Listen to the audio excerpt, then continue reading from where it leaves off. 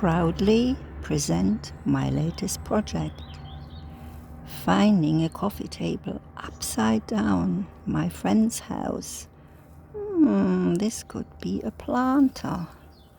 However, putting it sideways, it makes a nice little arrangement. Have a bit of privacy added. And today I'm finished.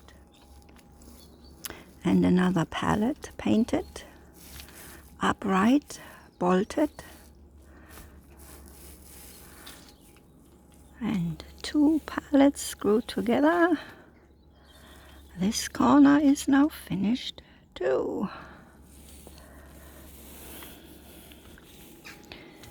And seedling trays screwed together makes this. All in time before the amber alert of the next rainfall. Bye.